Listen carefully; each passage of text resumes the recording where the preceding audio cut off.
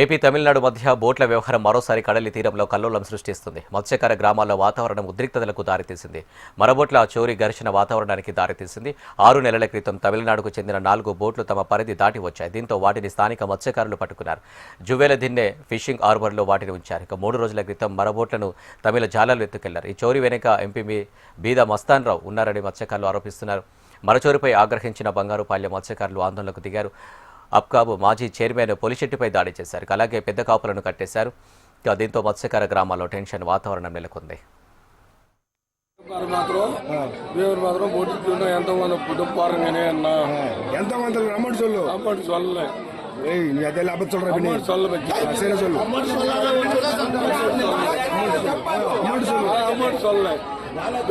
మూడేరు మాత్రం డొప్పు పోరం కానీ మూడేరు పోరం కానీ పోతే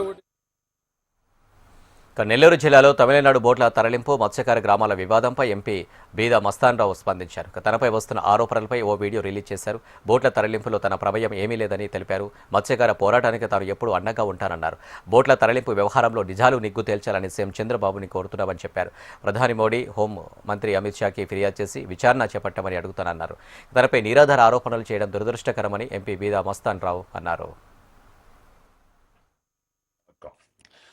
మత్స్యకారుల గ్రామాల కాపులు, పెద్ద మనుషులు, మహిళలు, యువతకి తమిళనాడు బోట్ల విడుదల విషయంలో నాపై వస్తున్న ఆరోపణలకు సోషల్ మీడియా ద్వారా జరుగుతున్న అసత్య ప్రచారాలను ఖండిస్తూ వాస్తవాలను మీకు తెలియపరచదలుచుకున్నాను.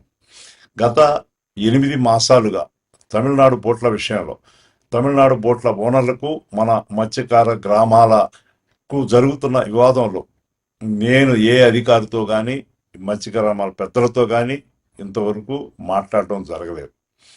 ఇతర రాష్ట్రాల బోట్ల విషయంలో శాశ్వత పరిష్కారం కోసం నెల్లూరు జిల్లా మత్స్యకారులు ఉమ్మడిగా నిర్ణయం తీసుకున్నారని, ఆంధ్రప్రదేశ్, తమిళనాడు ప్రభుత్వాలు శాశ్వత పరిష్కారం చూపాలని చెప్పి మీరు చేస్తున్న పోరాటానికి, మీ మనోభావాలకి, ప్రయోజనాలకి విరుద్ధంగా నేను ఏనాడు ప్రయత్నం చేయలేదు, చేయబోను.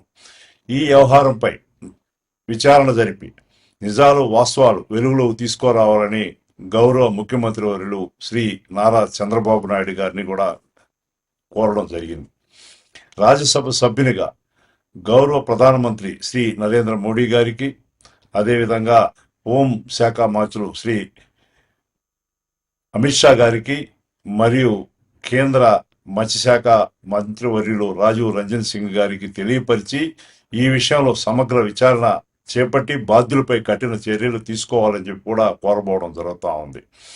ప్రజాసేవలో నిమగ్నమైన నాపై ఇలాంటి నిరాధార ఆరోపణ చేయడం దురదృష్టకరం,